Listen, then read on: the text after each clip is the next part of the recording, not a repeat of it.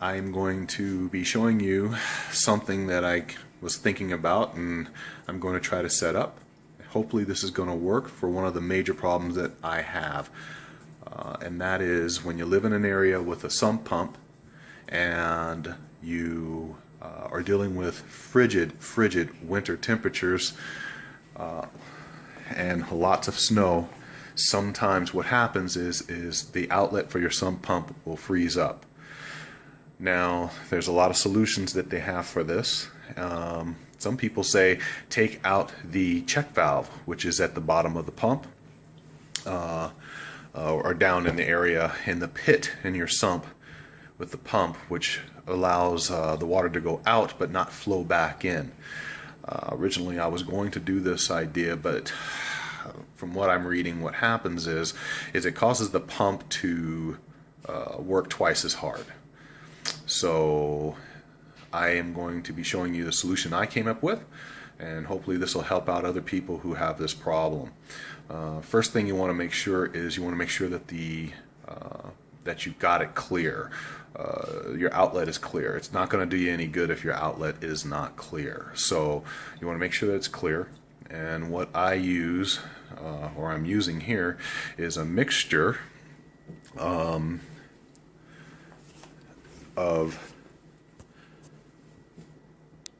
right here, I'm going to turn it around, a mixture of vinegar, just regular white vinegar, and hot water. Now, of course, the vinegar has a lower melting point than water does. So if it's freezing cold outside and it's still plugged up, you might end up just plugging it even more. We had some warm weather, so I suspected that I had cleared my that it might have melted off the plug. But I'm going to show you the steps that I do anyway. If you pour pure vinegar down there, it might end up even just like dislodging that plug and moving it down further down the pipe in the house, in the warmth of the house, under the ground level, and melting that plug away in a matter of just a couple of days or so, or a day or two. So then you can come back and then follow the rest of this procedure.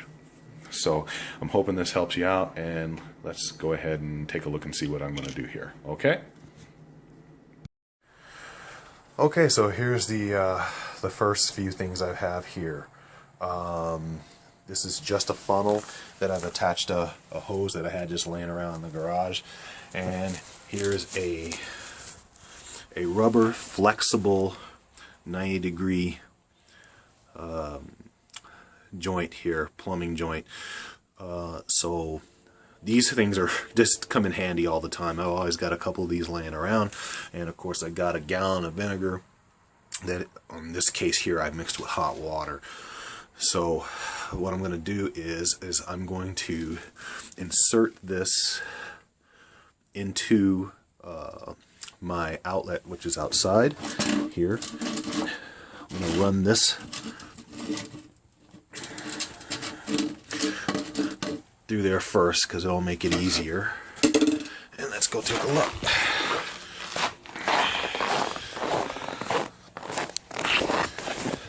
So my sump pump lets it out here on the side, and there's my hose, and this is where my problem lies. This will be the third time that it's froze up on me. The first time it froze up on me, it caused approximately $45,000 worth of damage. So I've been trying to avoid this and fight this, so I think I finally came up with a solution for it. So first thing I want to do is I want to make sure that this is clear. And what I'm going to do is I'm going to insert that tube right in there. And now I've got that. And then I'm going to take my mixture and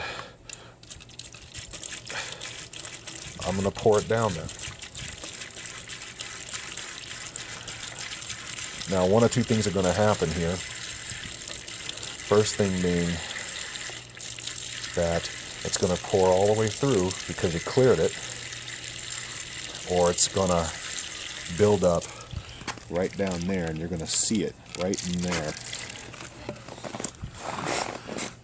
But I'm pouring through, so I'm kind of cheating because I already know it's clear because, like I said, we had some warm weather and it cleared up. But this is just to show you what I'm doing.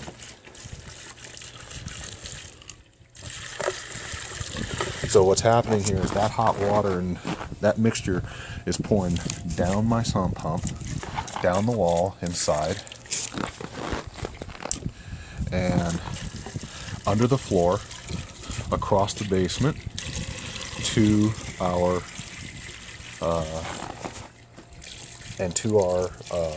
sump basin. So I'm pretty sure that that's clear. I'm not getting any water flowing back out of there, so I'm almost positive that it's clear.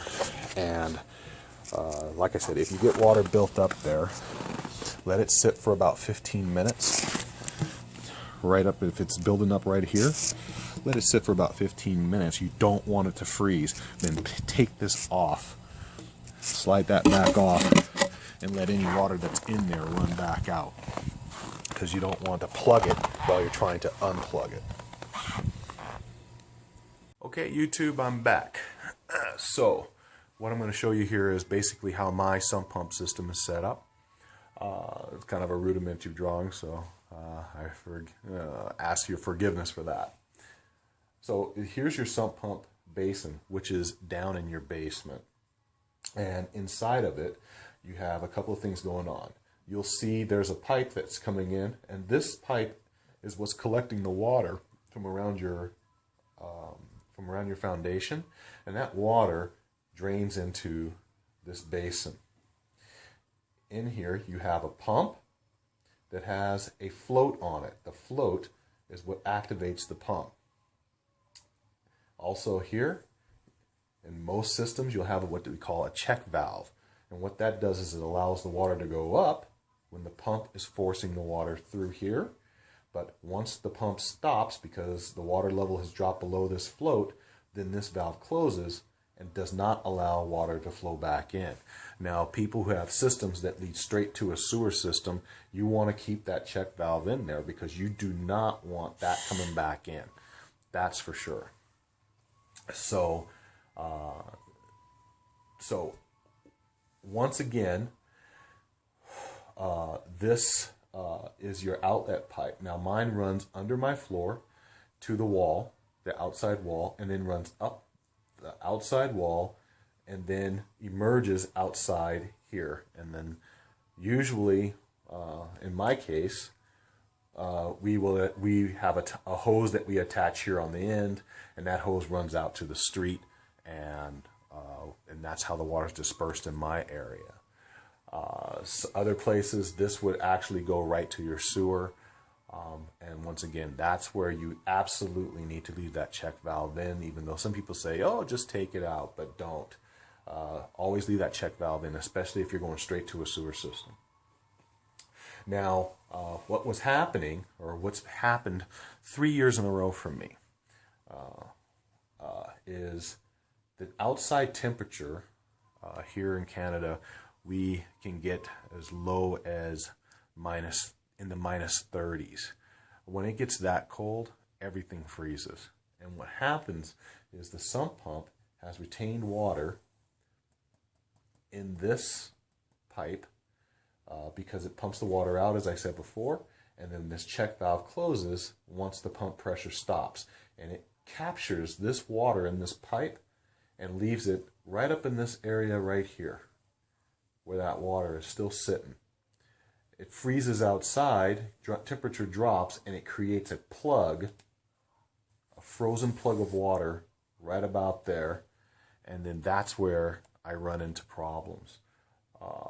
What will then end up happening is once that's frozen, and if I collect any more water in there because we have a warm day or something like that, and this is still frozen up here, what will happen is this pump's going to try to force this water out, and it's not going to come. And then the first year, what happened is my pipe, my outlet pipe that's in the basin right in this area, that pipe burst, And thankfully it didn't burst under here, which is under my cement floor in my basement or anywhere along in the wall. It burst right there, so I was able to repair that. So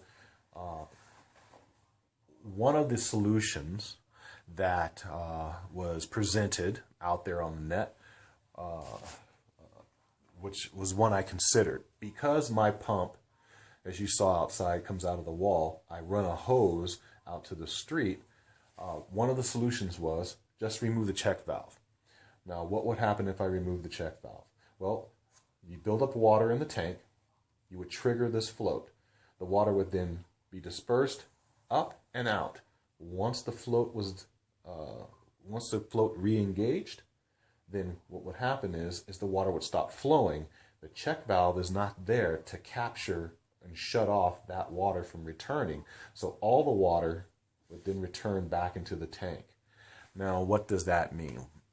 Essentially, well, nothing really, because if you elevate the float or the pump and the water that comes back in doesn't reach this float, as long as it doesn't reach that float, it'll just run back in. It might be a little noisy because you hear the water running back in, but what I have found is doing it this way, it makes your pump work twice as hard. It's going to pump out most of that water, and then a portion of it's going to come back, which means it's going to pump again sooner. So it's going to cycle faster, which is going to shorten the life of your pump because it's cycling twice as fast as it would under normal circumstances. So that solution was considered, but I decided not to go with that solution because I didn't think it was going to be equitable for me, since I spent a lot of money on this pump. After the first failure, I spent a lot of money on a new pump, along with some other gadgets that I'll probably give you a peek at later. So what was my solution?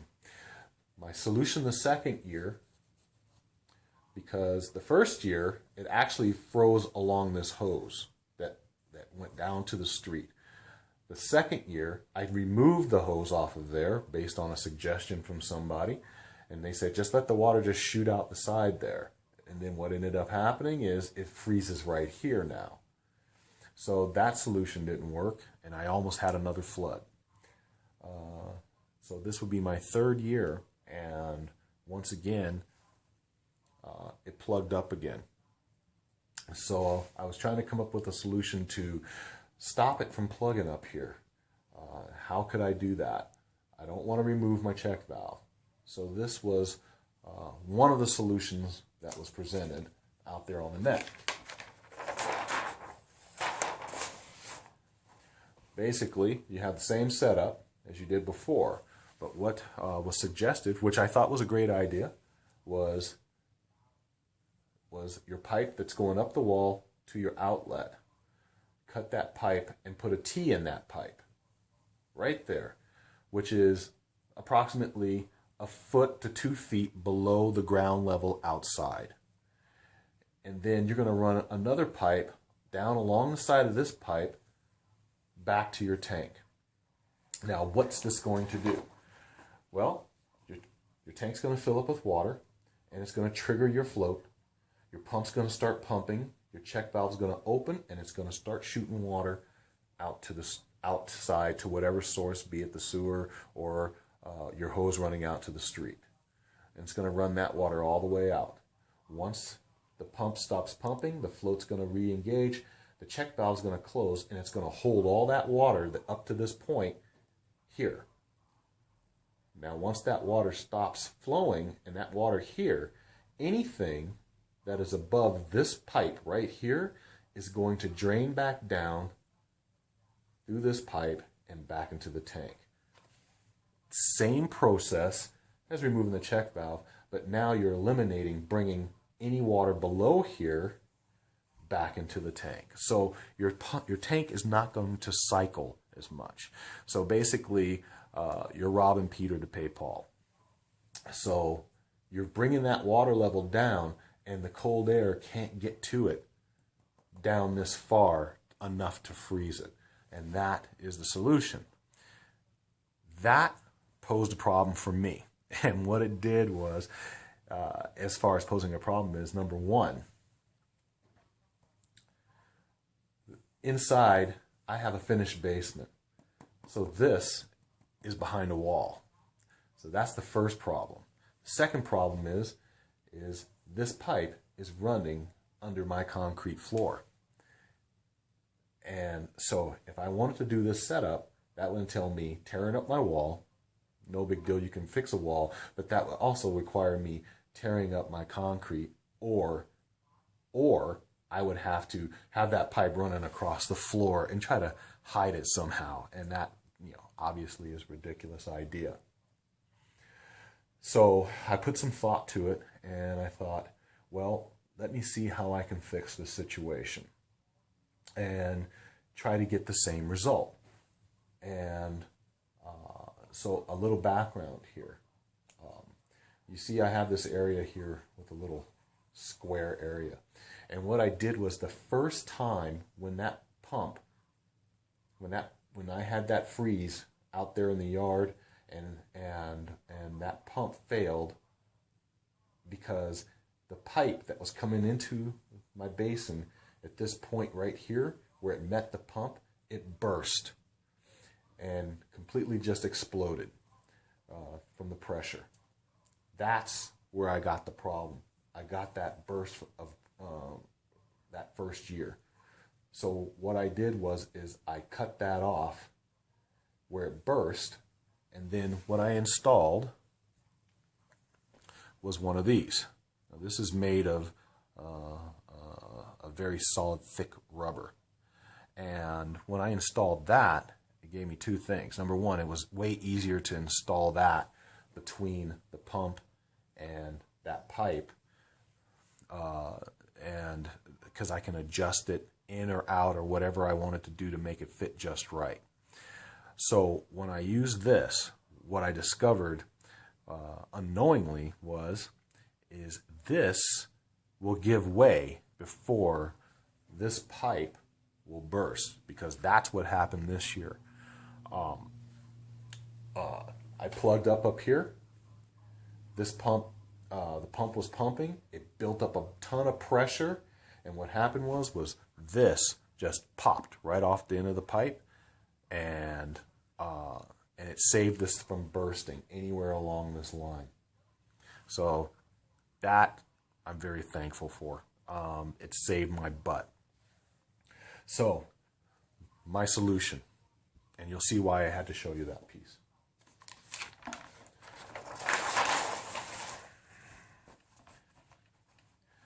So going back to the original plan, I've got my pump here, and I've got that piece that I just showed you. This one right here goes right between here.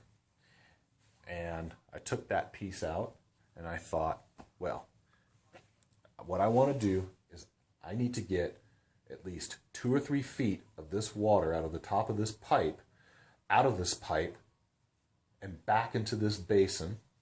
I also need to be able to do it and not tear up my walls inside the house and not tear up my floor to add that second pipe. So I gave it some thought, and I thought, how can I do this, and how can I get that pipe back? How can I get that done? And what I came up with was this. This right here is drip tubing that you use for drip systems, and it's got a little bit of flex to it, but it's also very firm, and that's why I wanted it.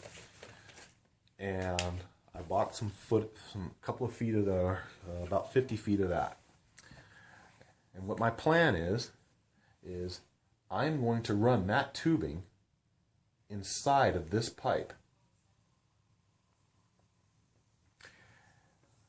up the wall to about halfway up the wall. So, and I tried this, and with a very simple model.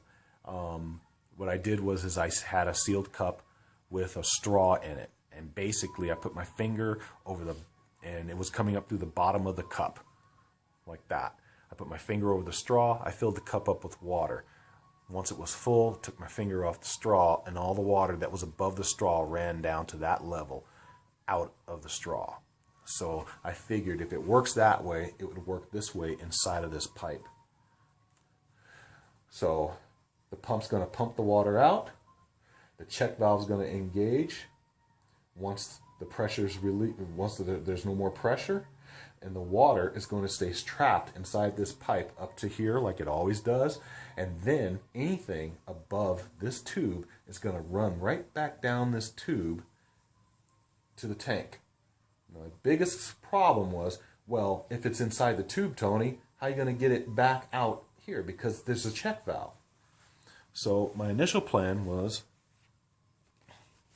to use this on the end. And what this is this is a poly elbow. And it would just slip right into there with some force. I can force it in there, right? So that was my original plan. So this would be at the bottom end here at the basin. And then I was going to take this and just drill a hole in it and push this poly elbow through that hole so it will look something similar to this. So the tube would attach in here and go up the pipe and then come out, and the water would just run right on out here. So my question was, when I went to the plumbing shop, was, is there anything I can put on here that would seal this so the rest of the water that was below this end of the tube wouldn't seep out where I've drilled that hole? And they gave me a couple of ideas, and they actually thought that this was a pretty good idea that I came up with. But then, as I was driving away from there, something occurred to me. I was thinking, well, wait a minute. All I need is something that's going to basically take me a different direction than straight back down this pipe to that pump. So I went back to the store and I bought a couple of things. And one of them was this. Now, this was my original one that was connecting the pump to the pipe, which you can see right there, just like that. This straight piece. I just said I'll just replace the straight piece, but instead of using this elbow to get a bend and a turn away so I can get that other pipe out of this pipe, I decided to buy another one of these nice little rubber gimmicks, which was this one. Now, this one's normally used for under a sink. And so what I'm going to do here is I'm going to replace this one right here with this one instead. So now this one is going to go to the pipe, and this one end is going to go to my pump. Now, I can do it either way. I can do it this way too. So I can have this go to the pipe and this go to my pump. It doesn't matter, because all that matters is I get that water back out of this pipe. So how do I get this to not leak all the water back in?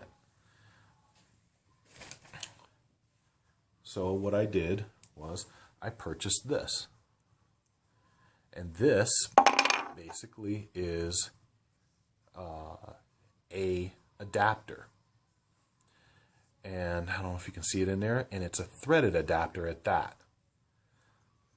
So then I knew I was on the right track. So this I can slip into the end and just seal it off.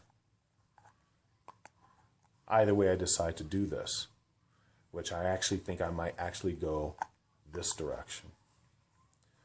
So my pump will just go, this will go down to my pump.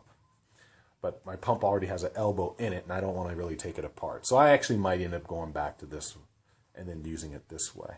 Now, this still isn't going to stop the water from pouring out from this pipe.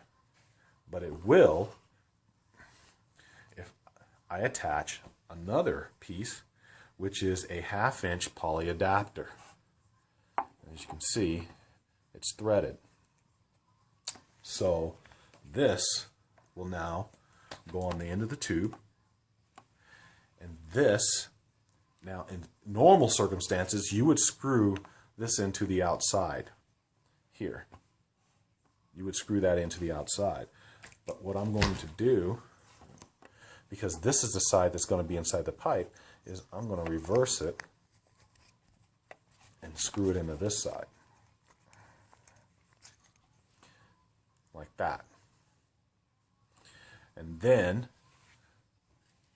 after I run my hose through this pipe right here, I'm going to attach the end.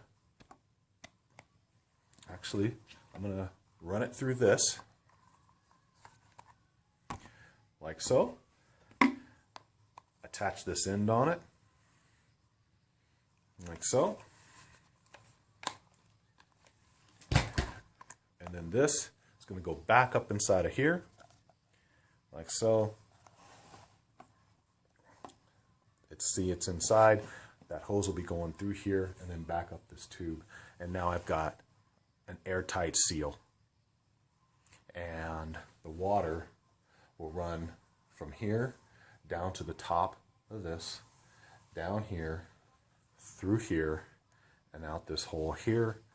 The rest of the water is going to remain in the pipe, in here, down here to my pump, down here to my pump, and will remain inside of here, because this is what's sealing this off here. So that's my solution, and hopefully this is going to work. Okay, so here's a quick little look at all the parts that I've got laying around here for this project. You'll notice that, sorry, I gotta get this in my hand so I can hold it still. You notice that there's an extra little piece here, and I'm going to show you why I added that. So, once again, I've got my modified T here, that rubber T. There is my threaded, there's my threaded poly adapter for a 1/2 inch hose. Here's my 1/2 inch hose that I'm going to run up that pipe. Here is my end adapter I'm going to use, and I got this, I have this tubing laying around. I'm going to add this to the mix, and I'm going to show you why. Because when I thread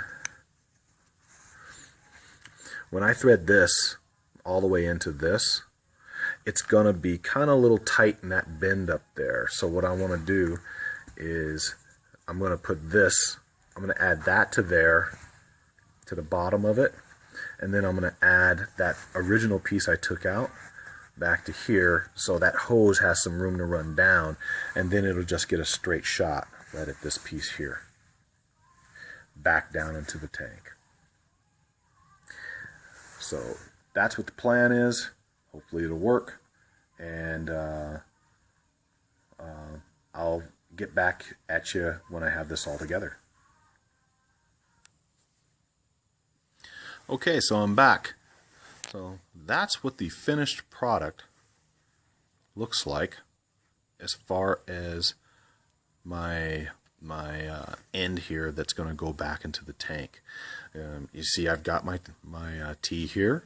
I put that pipe, it's in between there, you can see it in there, which goes down through here, and then I've got that cap, and you can actually see that adapter that's in there, that 1/2 inch. You can see it in there. Okay, YouTube, so I actually had to go back and modify my idea, and the reason being is because my father-in-law pointed out that the slight difficulty I had to get it to go, the inner pipe to go through this portion here, he pointed out that it may not make that same turn inside of the wall, where definitely I know I'm dealing with a 90-degree turn. And he was correct. It won't make that bend. I tried bending that tubing, and what it does is it actually kinks. So what I decided was to go back to the drawing board and to get this. This is vinyl tubing. It's a 20-foot length, which is long enough to span that distance from the sump pump under the living room and up the wall. And I just modified from using this adapter to using this adapter instead, which would fit on this tubing here. So in essence, what's going to happen now is I'm going to take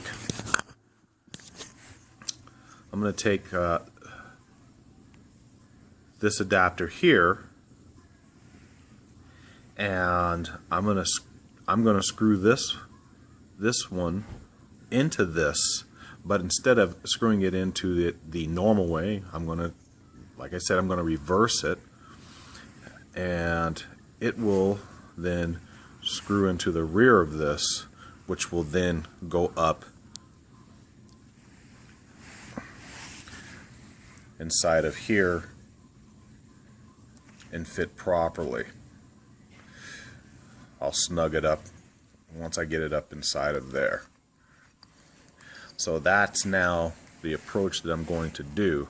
And as you can guess, this vinyl tubing is going to be far more pliable. You can bend it. You can bend this stuff pretty much at a, if you can see that, you can bend this almost 180 and it's not going to kink. So I shouldn't have any problem whatsoever. I'm going to push it on. I'm going to push it onto this end, and then I'm also going to secure it with this stainless steel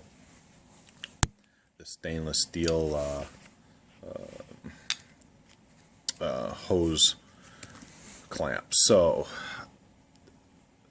at this point, I've run the string. I'm going to run that string through,